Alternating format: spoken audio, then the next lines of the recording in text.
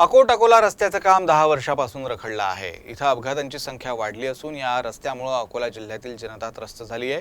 या रस्त्याचं काम लवकर पूर्ण करण्याच्या मागणीसाठी सामाजिक कार्यकर्ते रविराज मोरे यांनी आमरण उपोषण सुरू केलं आहे। सरकारच्या आणि कंत्राटदाराच्या जाणीवपूर्वक चुकांमुळे अकोला अकोट रस्त्यावर अपघातांची संख्या वाढली आहे। येथील रस्त्याची दुरावस्था झाली आहे।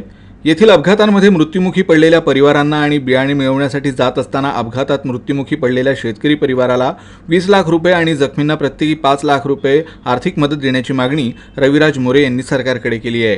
त्यांच्या मृत्यूसाठी जबाबदार असणाऱ्या संबंधित अधिकारी, पदाधिकारी, मंत्री आणि कंत्राटदारांवर मनुष्यवधाचा गुन्हा दाखल करावा यासह विविध मागण्यांसाठी सामाजिक कार्यकर्ते रविराज मोरे यांनी जिल्हाधिकारी कार्यालयासमोर आमरण उपोषणाला सुरुवात केली आहे।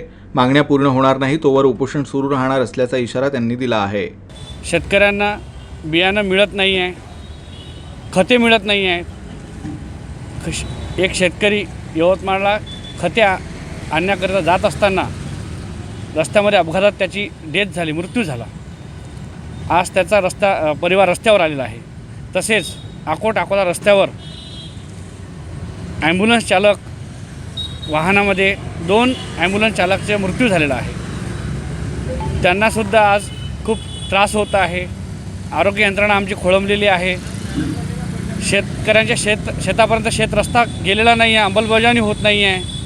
नितीन गडकरी साहेबांनी आदेश केले होते की तात्काळ अकोट अकोला रस्ता जो खराब बनवलेला आहे ठेकेदारांनी तो तात्काळ उखडून फेका व त्या ठिकाणी चांगला एक दर्जेदार रस्ता अकोटकरांना द्यावा, अशा अनेक मागण्या माझ्या जिल्हाधिकारी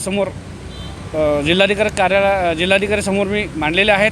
त्यांच्यामार्फत मुख्यमंत्र्यांना निवेदन दिलेले आहे, पण त्याचा काही उपयोग झाला नाही, त्याची दखल घेतल्या गेली नाही। म्हणून मी आज दिनांक 24 जून 2024 पासून 11 वाजतापासून मी जिल्हाधिकारी कार्यालयासमोर उपोषणाला बसलेलो आहे।